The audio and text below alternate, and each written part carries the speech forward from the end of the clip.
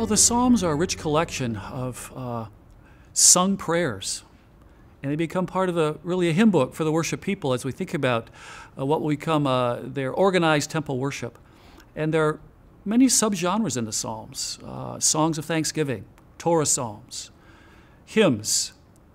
There's also this lament song, and almost half the Psalter is composed of this type of psalm, the so-called lament. The lament psalm or complaint psalm is a psalm that begins with a very brief address to God and whining, complaining. God, I've got a problem. God, something's wrong here. We need help. And I think it's important that we recognize in some cases in these psalms, the psalmist, the songwriter he has some doubts about God. For instance, Psalm 13, how long, O Lord? How long are you going to, in a sense, not listen? Have you abandoned me? Where are you?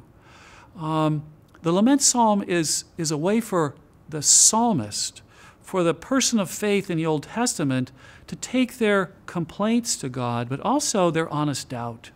Where are you, God? Why is this happening to me, to us as a community? And so I think the lament psalm is important for the people of faith across the Testaments and across history, because on occasion we have honest doubts. We wonder about where's God and what's he doing? Why did this have to happen this way? And so the lament psalm is a way for us to, in a sense, address what's happening on the inside with that question of honest doubt and of perhaps confusion as to what is God doing in the world. And the other, I think, valuable piece of the lament genre for us is there's a progression in the lament.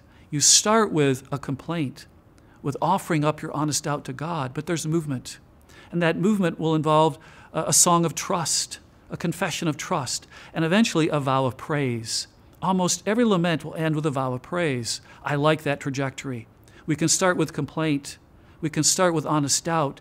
But as we work through all of that in our prayer with God, we come out at the other end in a place of trust and praise, and in a sense, a place of restored relationship with our God.